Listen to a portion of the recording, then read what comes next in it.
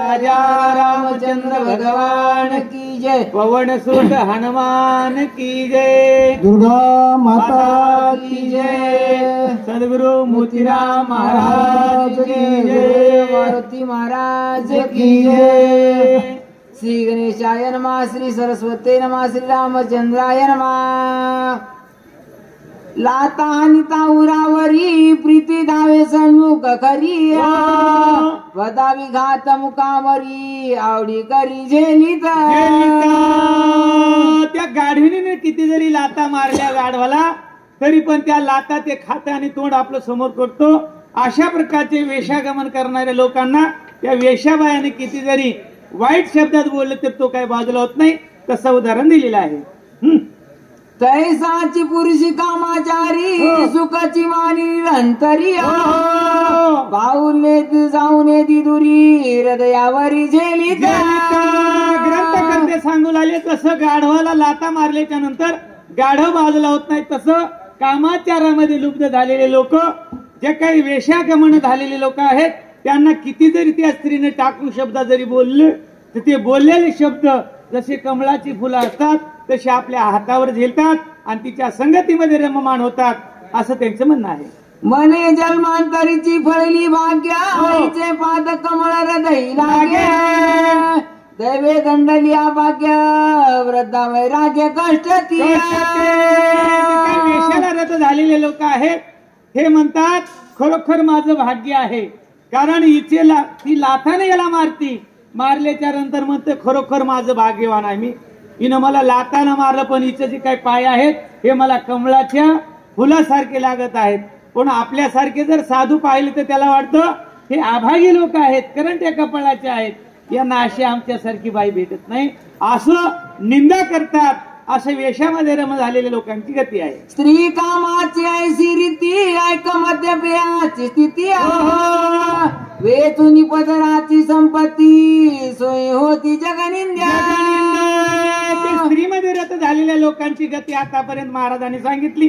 आता जे काही मद्यपी म्हणजे दारू पिणारे लोक आहेत, वेचून या स्वतःची संपत्ती, वेच म्हणजे खर्च, आपल्या जवळला पैसा खर्च करून ते दारू पितात आणि दारू पिल्याच्या नंतर त्यांची एवढी फजिती होती, त्यांना घरची तर मान देत नाही पण बाहेर त्याला कोणी विचारत नाही, असं दारू पिणाऱ्याची गती आहे। जेने द्रव्य भोग जोडे सकाम कर्म स्वर्गा तुडे निष्काम तरी दोड्या पुढे तिसते रोकडे मोक्ष सुखा।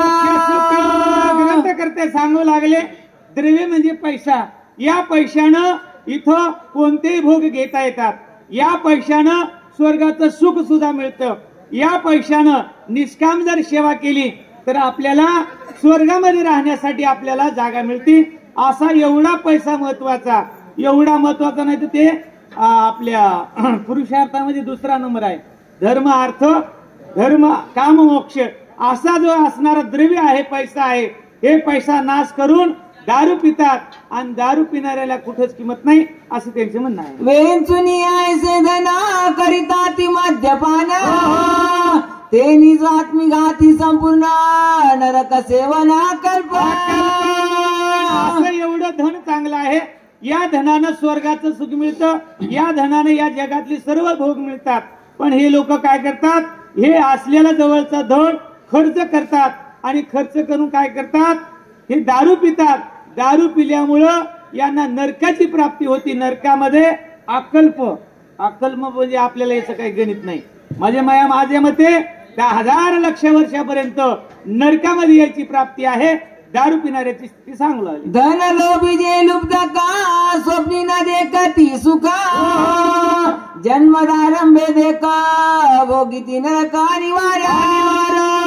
आतापर्यंत स्त्री कामामध्ये रत झाल्याची माहिती सांगितली, जे काही दारू पिणाऱ्यांची माहिती सांगितली, जे धन लुब्ध लोक आहेत की ज्यांना रात्रंदिवस पैसा कसा कमवायचा, पैसा कोठून मिळवायचा, कुणाला कसं फसवायचं, कुणाला कसं मारायचं आणि पैसा कसा कमवायचा, असे जे काही धनलुब्ध लोक आहेत, या धनलुब्ध लोकांना जन्मामध्ये यांच्या कधी सुख मिळत नाही, यांना त्यांच्या वाटेला कधी दुःख प्राप्त होतं आणि या दुःखामध्ये हे नरकाचे प्राणी होतात, नरकाचा पावना होतात, असं धनलुब्धकाची स्थिती आहे। मरणात झटे घेता रुका न मिळे सर्वदा तथापि सायास करिता चित्ता उपदेना. धनलोभ लोक काय करतात, रात्रंदिवस पैसा पैसा पैसा कमवतात आणि पैसा कमवल्याच्या नंतर मरणांत झटे घेतात. म्हणजे मेल्याच्या नंतर बी त्यांना रुखा मिळत नाही. रुखा म्हणजे पैसा मिळत नाही. आणि मेल्यावर कोणी संघ पैसा देत नाही. दादा देतात का? कोणीच देत नाही. तशा प्रकारचं यांना शेवटपर्यंत पैसा जमा करतात. पैसा करून शेवटी नरकाचा पावना होतात. असं धनलोभ्याची स्थिती आहे. ऐसी आईचा कष्ट मिळे ते वाढाई उपाय बळे. निज शरीर कष्ट विले जेने पडे निज मोक्ष. आणि जे काय धनलोभी लोक आहेत रात्रंदिवस या शरीराला कष्ट देतात. कष्ट देत नाहीत तर रात्रंदिवस कष्ट करून करून पैसा कमवतात. शरीर वाळून टाकतात नवे नवे. कारण या जन्मामध्ये नरदेह निधान लागले हाती. उत्तम सार उत्तम गती देवच हो म्हणते तरी होती तरी ते का चित्तीनं धरवे. या जन्मामध्ये आपल्याला मोक्ष मिळतो. या जन्मामध्ये आपल्याला देव होता येतो. पण आपल्या चित्तामध्ये धरावं लागतं. तर रात्रभर शक्तीला राहणं म्हणजे सोपं आहे का? ते खरोखर पुण्यवान लोकच राहतात. आणि जे काही पुण्यवान नाही त्यांनी जास्त पुण्य केलं ते घरी झोपतात. आपल्याला कमवायचे त्यांनी कमवलेलं आहे. अशा प्रकारचं धनलोभ्याची स्थिती आहे. चला, जेने भोगीची भोगा जेने भोगीचे स्वर्ग भोगा जेने साधमा योगा जीव शिवबागा जेते लागे. या धनानं या जगातला भोग भोगता येतो. या धनानं स्वर्गाचे भोग मिळतात. आणि या धनानं जीवाची आणि शिवाची प्राप्ती होती. एक हरी आत्मा जीव शिव समा वायात दुर्गमान घाली म्हण. कारण या हृदयानं आपलं हृदय म्हणजे आपलं शरीर म्हणजे जीव आहे. आणि जीवाने शिवाची प्राप्ती करण्यासाठी याला देवाची भक्ती करावी लागते. भक्ती केल्यावर देव जीव हा शिव होतो. चला, ये वडी प्राणीचे दाते कष्ट कट धना जनाते गुळ खाजर इतराशी गोन कुसते ते सुखे संगती. गुळ खा एकदा पुन्हा वाचा. ये वडी प्राप्तीची दाते ते कष्टाती जनार्दनाते इतराशी कोण पुसे येते दुःखे समजती संगतीची. एवढे प्राप्तीचे दाते या जगामध्ये खरोखर नरदेह मिळणं सर्वात श्रेष्ठ आहे. गुळ खा बाहेर गुळ. आणि एवढं शरीर देवानं आपल्याला उत्तम दिलेलं आहे. या उत्तम देहानं आपल्याला सर्व गोष्टी आपल्याला मिळवता येतात. पण जेण कसं आहे, जेण हे सुखाचे दिल्या घेतल्याचे अंतबा काळीशी कोणी नाही. जेण हे दुःखाच्या मागे लागलेलं आहे. सुखासाठी कोणी धडपड करत नाहीत.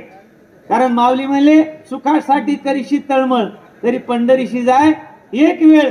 सुख नाही कोठे आलिया संसारी आणि वाया हवरी होऊ नका.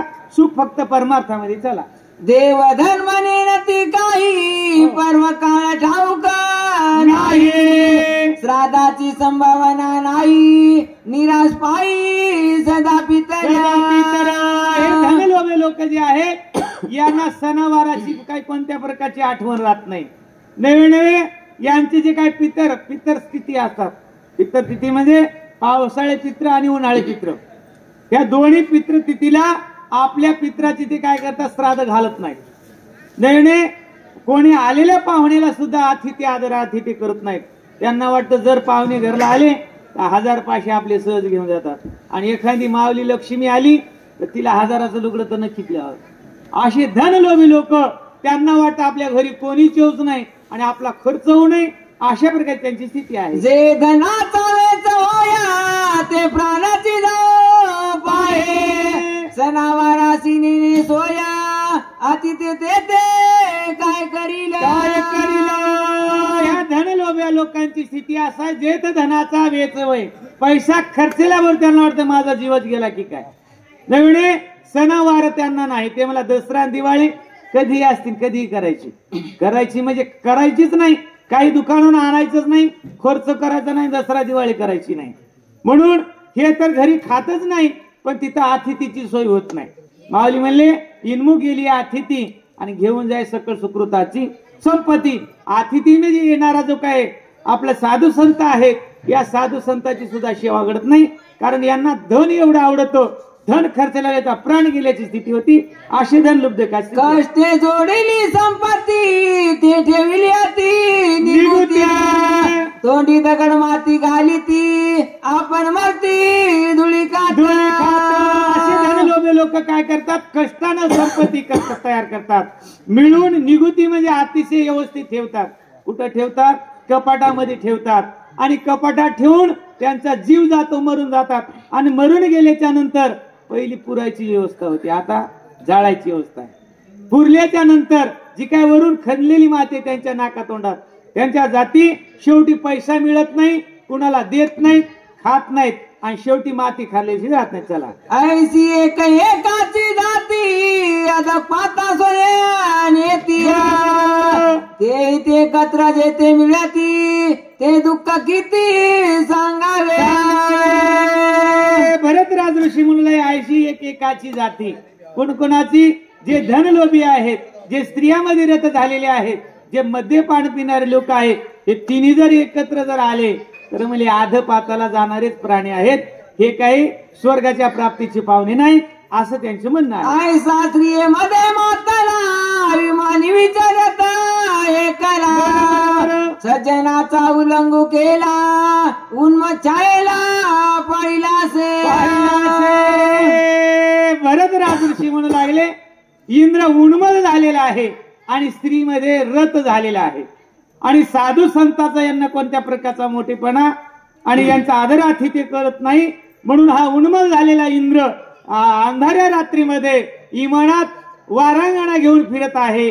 अशा प्रकारचं भरतराज ऋषी बोलू लागले. आम्ही सूर्यवंशी राजे ती माया आम्ही स्वधर्माची देखा उत्तदासी लाविली शिका विचारानी का सेना. भरतराज ऋषी म्हणू लागले, आम्ही सूर्यवंशातले लोक आहेत आणि सूर्यवंशाच्या लोकांची अशी शिकवण आहे, जे उद्धड झालेले लोक आहेत, जे साधू संतांना घालून दिलेला मार्ग आहे, जे वेदानं घालून दिलेला मार्ग आहे, त्या मार्गाचं उल्लंघन करणाऱ्या लोकांना आम्ही शिक्षा लावणारे हे सूर्यवंशीचे राजे लोक आहेत. म्हणून हे राजा इंद्र मातलेला आहे, याला शिक्षा लावल्याशी मी राहणार नाही असं भरतराज ऋषी म्हणून राम नामांकित बाण दगदगीता ती दारुण चापी सजविला आपण दुष्ट गण करावया. भरतराज ऋषीला राग आलेला आहे. उन्म झालेला इंद्र आकाश मार्गानं इमानात जात असताना जात नाही, पण अनुमान प्रमाण आहे, रात्रीला दिसत नाही, आपल्याला दोरी पण सापच वाटते की नाही. तशा प्रकारचं भरतराज ऋषीनं आपल्या भात्यामधून श्रीराम जय राम जय जय राम, श्रीराम जय राम जय जय राम अशा नामाचा बाण आपल्या भात्यातून काढलेला आहे. धनुष्याला लावला आणि कानापर्यंत कानडी ओढली. आणि काय करतात पुढे? करुणी राम नाम स्मरण धनुष्य ओढी काढून बाणाशी आज्ञा करून दुष्ट दळण करावे. भरतराज ऋषीनं बाण काढलेला आहे, धनुष्याला लावलेला आहे. श्रीराम जय राम जय जय राम, श्रीराम जय राम जय राम असं नामस्मरण केलं आणि कानापर्यंत कानडी ओढली आणि बाणाला आज्ञा दिली, लोखंडाच्या बाणाला. महाराज माणसं ऐकणार, पण भरतराज ऋषीचा बाण ऐकत होता. किती कमाल आहे. रामायणामध्ये हे शिकायचं आहे हो, हे बाकी काही शिकायचं नाही. आपल्या घरचं आपल्याला कोणी ऐकणार. भरतराज ऋषीनं सांगितलं बाणाला, जे काही जाणार आकाश मार्गानं दुष्ट असेल त्याचं निर्दळन करा असं बाणाला आज्ञा दिली. कानापर्यंत बाण ओढला आणि आकाश मार्ग सोडून दिला आहे. बाण श्रीराम नामांकित हनुमान श्रीराम भक्त जीवा परिस परिस अत्यंत प्राप्त राम स्मरण सर्वदा. ग्रंथकर्ते सांगू लागले, गेलेला बाण राम नामांकित आहे. पुढे आकाश मार्गाने जो जाणार आहे तो श्रीरामाचा निजभक्त आहे. नुसता निजभक्त नाही तर रामप्रभूला प्राणापेक्षा आवडणार आहे. आणि गेलेला बाण सुद्धा रामाच्या आज्ञेचं पालन करणार आहे. असा रामबाण भरतराज ऋषीनं आकाश मार्गाला हनुमंतराव सोडलेला आहे. सुटून क्षितीची कडाडी बाण पडला ती संकटी कोणावरी करावी शरवृष्टी भक्त दृष्टी असे ना. भरतराज ऋषीनं आज्ञा केलेला बाण कडकड कडकड करत आकाश मार्गाने चाललेला आहे. जात असताना बाण जवळ गेलेल्या हनुमंतरायापाशी बाण विचार करू लागला की कुणावर शरवृष्टी करावी, बाण कुणाला लागावं, कुणाला हाणावं, कुणावर शरवृष्टी करावं.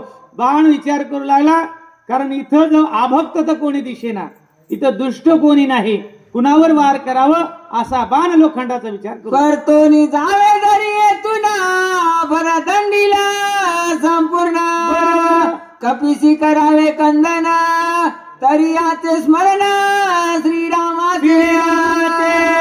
बाण विचार करू लागला, जर या परतून गेलं तर माझा मालक मला दंड केल्याशिवाय राहणार नाही.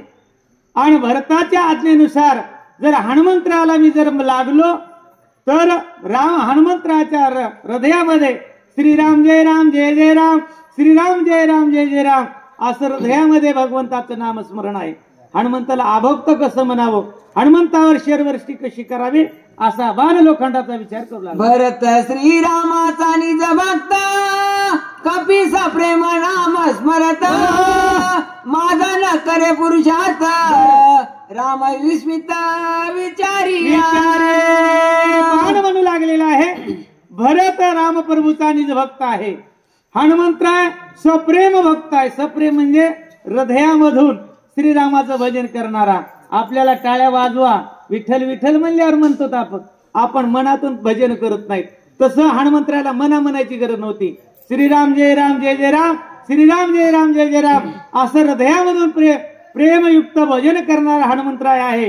कुणावर शरवृष्टी करावं असा बाण विचार करू लागला. भरताची आज्ञा ऐसी जे दंडाव्याती दुष्टासी दुष्ट म्हणून कपिसी राम स्मरणेसी डुल्लत.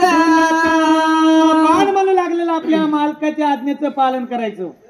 आपल्या मालकानं आपल्याला आज्ञा अशी दिलेली आहे, जो दुष्ट आहे या दुष्टाचं निर्दळन करावं. पण हनुमंताला दुष्ट कसं समजावं, कारण हनुमंताच्या हृदयामध्ये क्षणोक्षणाला श्रीराम जय राम जय जय राम, श्रीराम जय राम जय जय राम असं नामस्मरण आहे. म्हणून हनुमंताला आपल्याला मारायचं नाही असा बाण विचार करू लागला. स्वामीच्या आज्ञेचे उल्लंघन न घडे साधू अवज्ञा सिरी चढे ऐसे विचारून वाडे कोडे चरणाकडे चालिला. आपल्या मालकाचं जे काही आज्ञा आहे याचं उल्लंघन करायचं नाही. समोर भजन करणारा साधू आहे, साधूचा अपमान करायचा नाही. म्हणून काय करावं, संत चरण रज लागत असत म्हणजे साधूला आपण काय करावं, शरण जावं असा विचार केला बाणानं आणि बाण हनुमंतराच्या पायाकडे निघाले. धरली या सज्जनाचे पाया अपजय कधीच न होया स्वामी कार्य सिद्धीसी जाया विजयी होया त्रिलोक्या. बाण विचार करू लागला लोखंडाचा बाण. धरिता सज्जनाचे पाय, सज्जनाचं जर पाय घेतलं, पाय जर धरले अपजय कधी होत नाही. अपजय म्हणजे सतत विजय होतो. नवे नवे अपजय तर होत नाही, पण त्रिजगतामध्ये नाव गाजत स्वर्ग मूर्ती आणि पाताळामध्ये. असं साधूच्या दर्शनाचा पराक्रम आहे, महिमा आहे असा बाण विचार करू लागला. ऐसा निश्चय करोनी पूर्ण पायी मिठी घाली बाण स्वय विस्मित कपिनंदन बाण कोणाचा. बाणाने सुद्धा निश्चय केला तसं आपण सुद्धा मनुष्य जन्मामध्ये निश्चयाचे फळ तुका म्हणे त्याची फळ. निश्चय केल्याशिवाय कोणतं काम होत नाही. आम्ही दिवसभर खळ काढलं, नानाचा फोन आला, नानाचा फोन आला का आम्ही नाना कधी म्हणत नाहीत, नाना आम्ही आलोच म्हणतो. दादाचा आणि नानाचा फोन आला, किती काम आमच्या मध्ये असतो. 9 वाजता आमचं खळ करणं झालं, जेवण जरासं केलं, निघालो आम्ही. तसं आम्हाला साधू सज्जनाच्या शब्दावर विश्वास, साधू सज्जनानं बोलवलं की आम्हाला आनंद वाटतो. तशा प्रकारचं या बाणाला वाटलं आपण साधूचं दर्शन घ्यावं, साधूची भेट घ्यावे, आपल्याला कोणत्या प्रकारचा अपजय होत नाही असा बाणाचा विचार आहे. ऐसे विचारिता मनिया बाणावलो कोणी नयनिया देखिता श्रीराम नामांकित चिन्ही वायुनंदना अतिविस्मय. बाणानं विचार केला आणि बाण हनुमंतराच्या पायाला मिठी घातल्याबरोबर ती वय सांगायची राहिली. बरं, प्रेमामध्ये विसरून जाते. प्रेमाची जाती अशी आहे, बोलता मागे पुढे न पाय. तसं बाणा हनुमंतरायाच्या पायाला धरल्याच्या नंतर हनुमंतराय विचार करू लागले बाण कोणाचा कोण आहे. मग हनुमंतरायानं त्या बाणाकडे पाहिलं, निरखून पाहिल्यावर त्या बाणावर श्रीराम जय राम जय जय राम अशी नामावली दिसलेली आहे. श्रीरामाचा बाण होया अतिक्रमयाचा करू नये, साष्टांग नमन करिता होया राम स्नेहा भावाते. हनुमंतरायानं आपल्या पायाला ज्या बाणानं पकडलेला आहे त्या बाणाकडे पाहिलं. हनुमंतराय म्हणाले बाण श्रीरामाचा होय. म्हणजे याचा अतिक्रम करू नये, म्हणजे आलेला बाण झिडकारून लावू नये. का लावू नये? कारण ज्याचं प्रेम आपल्यावर आहे, आपलं प्रेम ज्याच्यावर, स्नेह म्हणजे प्रेम, हे प्रेम कमी होतं. म्हणून याचा आपण आदर केला पाहिजे असा हनुमंतराय विचार करू लागले. कपी काक्षी बाणाचे वचन तव तो बोले ना संपूर्ण, पाहू आदिले त्याचे चिन्ह तळी बाण ओढीत. हनुमंतराय म्हणले बाणा तू कोणाचा कोण आहे. पण बाण बोलला का? नाही बोलला. हनुमंतरायाला वाटलं बाण बोलणारा नाही, पण बाण काय करतो पाहो. तर बाण हनुमंतरायाला खाली खाली ओढू लागलेला आहे. की उठोनिया स्वमित्र वदोनिया दशशिरा, करुणी विभीषण राज्यधर सत्वर येते आला. हनुमंतरायाने विचार केलेला आहे हा रामाचा बाण आहे, मला खाली ओढत. याचं कारण असं आहे की रामप्रभूने रावणाला मारला असं, लक्ष्मणाला उठवला असं, विभीषणाला राजगादी लंकेची दिली असेल, आणि रामप्रभू मला भेटण्यासाठी इथपर्यंत आले असावं, म्हणून बाण मला नेत आहे असं हनुमंतराय करू लागले. मी नपुसक सर्वदा न पळेची स्वामी कार्याचा, धिक्क माझे जित वर्धा कोण अर्था जात असे. हनुमंतराय म्हणू लागले माझं जे काय केलेला पुरुषार्थ आहे ती काय मी नपुसंक आहे. नपुसंक म्हणजे स्त्री नाही आणि पुरुष नाही. मी नपुसंक आहे कारण मला स्वामीनं काम सांगितलं होतं, ते काम माझ्यानं सिद्धीला गेलं नाही. माझा पुरुषार्थ व्यर्थ गेला आणि मी आता मला बाण नेत आहे, पण रामाला मी काय तोंड दाखवू असा हनुमंतरायाचा विचार आहे. आईसा झाला ती दुःखी सवेचे बाणाचे अवलोकिया, तव थोडी अधोमुखी एकाएकी सत्वर. हनुमंतराय दुःखी झाले आणि हनुमंतरायानं बाणाकडे पाहिल्यावर बाण ओढू लागला अधोमुखी, म्हणजे खाली ओढू लागलेला आहे आणि बाणाच्या मागे हनुमंतराय निघाले. कार्य न साध्याचे माझे ना वेगे करीन द्या पतना, म्हणून कृपाळू रघुनंदन सत्वर बाणा पाठविला. हनुमंतराय म्हणाले माझा राम कसा आहे, कनवाळू करपाळू दिना लागी मोही. माझा राम करपाळू आहे, माझ्या हातानं कार्यसिद्धीला न गेल्यामुळं हनुमंतराय देहाचा काय करतात, देह त्याग करतील. हनुमंतराय वाचणार नाही या हेतून रामप्रभूला माझी कृपा उपजली. रामप्रभूने मला नेण्यासाठी बाण पाठवला असं हनुमंतराय बोलू लागले. आता असो काही भलते आज्ञा करणे निश्चिते, सोयानुसरला बाणाते विलंब येते नाही करो. हनुमंतराय म्हणजे आतापर्यंत केलेला अनुमान प्रमाण कोणताही असो म्हणजे असो काही बी.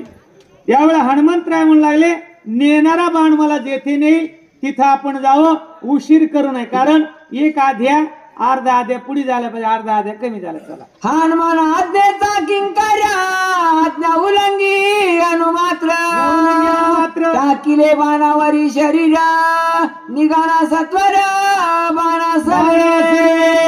हनुमान कसे आहेत? हनुमान आज्ञेचा किंकर आहे, आज्ञाचे दास आहेत. हनुमंतराय कोणाची आज्ञा उल्लंघन न करणारे. हनुमंतरायानं आपलं शरीर बाणावर टाकलं आणि बाण खाली हनुमंतरायाला ओढू लागलेला आहे. पातला अयोध्येचा रामा पुढे देखील नंदी ग्राम, रचना ती मनोरामा भक्त उत्तमा भरत देते. हनुमंतरायानं आपलं शरीर बाणावर टाकलेलं आहे. बाण अयोध्येच्या मार्गाने चाललेलं आहे. अयोध्या समोर आहे आणि अलीकडे नंदीग्राम, ज्या नंदीग्रामामध्ये भरत राजऋषी रामप्रभूच्या पादुका घेऊन सेवा अखंड करतात, अशा ठिकाणी बाणानं हनुमंतरायाला आणलेला आहे. एका जनार्दना शरणा दोघांशी भेटी गाना, दोघे प्रेमळ संपूर्ण दोघे दोन्ही पण विसरत या. गावा महाराज जनार्दन स्वामीला साष्टांग नमस्कार करून लागले. पुढच्या अध्यायामध्ये दोन भक्ताची भेट होणार आहे. दोघे भक्त प्रेमळ भक्त आहेत आणि या प्रेमळ भक्तामध्ये जे काय गुज अनुवाद होणार आहे, जे काय संवाद होणार आहेत, ही संवादाची गोष्ट पुढच्या अध्यायामध्ये. एका जनार्दन कृपाळू जननी गोडन काय बाळा वाचोनिया मुखीचा घास काढोनिया माझ्या वदनी घालीत. गावा महाराज म्हणाले माझे गुरु जे काय जनार्दन मावले आहेत हे कृपाळू आहेत. कृपाळू म्हणजे कसे आहेत की त्यांना जे काय रामायण रूपी गोड लागलेला घास त्यांनी न खाता माझ्या मुखामध्ये घातला. कशा प्रकारचा? जसं आई शेताला गेल्याच्या नंतर गोड वाळूक मिळाल्यावर जी काय सखी आहे ना, ती सखी आई पूर्ण वाळू खाणार नाही. ती म्हणती माझं लहान बाळ घरी आहे, त्या बाळाला दिल्याशी माझं पोट भरत नाही. म्हणून तसं जनार्दन माऊलीनं हे रामायण रूपी गोड घास माझ्या मुखामध्ये दिलेला आहे. जे अत्यंत खावणे त्याचे मुखी घास देणे न खाता पायावरी बळे पाडणे घास कोंडणे मुका माझी. गावा महाराज म्हणतात माझी जनार्दन माऊली अशी आहे, कारण ज्या लेकराला आपल्या स्वतःच्या हाताने अन्न खाता येत नाही अशा लेकरांना आई आपल्या मांडीवर घेते, बळत त्याला खाऊ घालते. नव्याने खाणं गेलं तर त्याला उबडं पाडते, उबडं पाडून सुद्धा खाऊ घालते. अशा प्रकारचं माझ्या जनार्दन माऊलीनं हे गोड रामायण रूपी घास माझ्या मुखामध्ये घातलेला आहे. वांजेसी नकळे चिन्ना व्याली जाणे वेदाना कृपाळू एका जनार्दन जे अभिधान विश्वमाता. जी काही जननी आहे, जिला बाळ झालेला आहे, त्या बाळ झालेल्या माईलाच आपल्या लेकराच्या भुकाची आणि तहानेची काळजी आहे. ज्या माऊलीला लेकरू बाळ देवानं दिलं नाही तिला लेकराची कशी ताण आहे, कशी भूक आहे हे कळत नाही. तशा प्रकारचं गावा महाराज म्हणतात माझी जी काही गुरु माऊली आहे कृपाळू आहे. नुसती कृपाळू नाही, ती ईश्व माऊली आहे, सर्व जगाची माऊली आहे. तिने मला हे रामायण रूपी घास दिला. ब्रह्मादिक पुत्र व्याली जे ब्रह्मांडे सजविलिया निज कर्मे तर न मानिलिया मचे चाली चाले लक्षला. आणि या विश्व माऊलीनं ब्रह्मदेवासारखे मुले प्रसवली आणि प्रसवून या ब्रह्मांडाची रचना, या ब्रह्मांडाची घडीमोडी अशा प्रकारचं माझ्या विश्व माऊलीनं सर्व विश्व चालवण्याचं काम केलेलं आहे. तानेल्या उदक द्यावे की भुकेल्या जेव घालावे मध्ये लक्षण संभावे तेने ओलावे माऊली. बाळाला तहान लागली का लहानपणी ही फक्त आईलाच कळती. बाळाला भूक लागलेली आईलाच कळती, कारण जिला लेकरू झालं तिला सर्व या लेकराच्या हावभाव कळतात. आईला लेकराची तहान भूक कळती. तशा प्रकारचं माझ्या या गुरु माऊलीनं मला हे सर्व कार्य हे रामायण रूपी घास दिलेलं आहे. यासी काय करू आता जन्मोनी झाला करता किती याची करू चिंता काही सर्वदा जाणे. ही सर्व विश्वाची निर्माण करणारा भगवंत आहे आणि भगवंतानं जेणे हे ईश्वर निर्मिले 21 स्वर्गाते धरिले सत्ता मात्रे आपल्या असा तो भगवंत. या भगवंतांच्या चराचरामधले सर्व प्राणी मात्र काय केले जन्मले, पण जन्मलेले लोक विसरले तया थोर झाली आणि पचतील खाणी 84च्या. देवाला लोक विसरले आणि विसरल्यामुळे आपल्याला दुःख भोगावं लागलो, कारण देव आपल्या हृदयामध्ये माऊली म्हणले सर्व घटीरा द्या दे एक सूर्यप्रकाश सहस्रस्मे आपल्या हृदयामध्ये आहे. आपण हृदय त्याला पाहत नाही. अशा प्रकारची ईश्व माऊली आहे. घास तोई घेऊन मनवनी निज मुखीची काढणे माझ्या मुखी कोंदणे बाळका कारणे कृपाळू. माझी गुरु माऊली आहे. हे रामायण रूपी गोड घास मुखामध्ये घेत असताना माझ्या गुरु माऊलीला माझी आठवण आली आणि ते गोड रामायण रूपी घास माझ्या मुखामध्ये घातला. माझी माऊली कशी आहे? कृपाळू आहे, कनवाळू आहे असं गावा महाराज बोलू लागले. अति सुरस राम कथा माऊलीसी गोड घास घेता आडमी आलो वचिता काही सर्वदा जाणे ना. रामायण कसं आहे? रामायणाची कथा अतिसुरस रामकथा. ही रामकथा गोड असणारी, माझ्या जनार्दन माऊलीच्या हातात आलेली, त्यांच्या मुखात जाणारी. त्यात म्हणले मी आडवा आलो आणि आडवा आल्यामुळं गुरु माऊलीला राहवलं नाही. गुरु माऊलीने माझ्या मुखामध्ये दिलं आणि तोच प्रसाद मला मिळाला. तेही कृपाळू कैसिया तोंडीची काढोनी वेगेसिया ओ पिता माझी आमुकासी निज मानसी सुखावे. माझी माऊली कृपाळू कशी आहे, तोंडात जाणारा घास तिने त्यांच्या तोंडात घेतला नाही, माझ्या मुखामध्ये घातला. एवढी कृपाळू आहे, एवढी कनवाळू माझी गुरुमावली आहे. बाळकाच्या झनी दाईजे का शिष्याची निझाले पण होईजे आणि कान कळे साजे सद्गुरुचे जाणीजे की प्रसन्न. बाळ जसं जसं चालतं, बाळाची जशी जशी इच्छा होती तशाप्रमाणे आई त्याच्या सोबत चालते. जसं शिष्याला जसं जसं ज्ञान आवडतं, जसं जसं पेल होतं, तशा प्रकारचं गुरु त्यांना देतो. कारण जन्म घातलेल्या आईला बाळाचं कळतं आणि जे गुरु झालेले त्यांना शिष्याचं कळतं.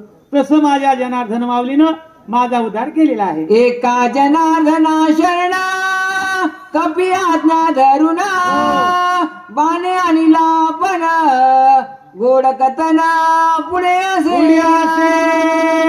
महाराज जनार्दन स्वामीला साष्टांग नमस्कार करून म्हणू लागलेले आहेत. या अध्यायामध्ये हनुमंतरायानं बाणावर आपलं शरीर टाकलेलं आहे. बाण जिकडे नेईल त्या बाणाची आज्ञा न उल्लंघन करता हनुमंतराय नंदीग्रामाच्या मार्गक्रमण करत आहेत. ग्रंथकर्ते म्हणतात पुढे गोड निरूपण उरले असे. पुढचा अध्याय एवढा गोड आहे, एवढा गोड आहे. किती गोड आहे, अमृताहुनी गोड आहे. आणि गोड अध्याय म्हणजे दोन्ही भक्ताचा संवाद. आपल्याला चांगले वक्ते मिळतील, चांगले वक्त्याच्या मुखामधून आपल्याला कथा ऐकायची. चला. श्रोते कोपती झने सैराट भरली राणे ओढिला एका जनार्दने काही मने स्मरेना. गावा महाराज म्हणतात ऐकणारे श्रोते मंडळी माझ्यावर रागवतील, म्हणताल की हे सैराट कसं फिरलंय. यानं रामाची कथा न सांगता गुरु माऊलीवर, जनार्दन माऊलीवर का वया लिहिल्या. तर ते गुरु आपलं गावबा महाराज म्हणतात माझ्या गुरुची मला आठवण आली आणि माझ्या गुरुची उपकार मी माझ्या मुखातून वर्णन करण्यासाठी या 4-5-10 वया जे लिहिल्या माझ्या गुरु माऊली लिहिलेल्या आहेत. स्वास्ती श्री भावार्थ रामायणे युद्धकांडे कार्तिकाया हनुमंत नंदीग्राम नाम षडशी श्रीशोत्तमाध्याया पुंडलिकावतारी विठ्ठल श्री ज्ञानदेव तुकाराम राजा रामचंद्र भगवान की जय. पवन सुत हनुमान की जय. दुर्गा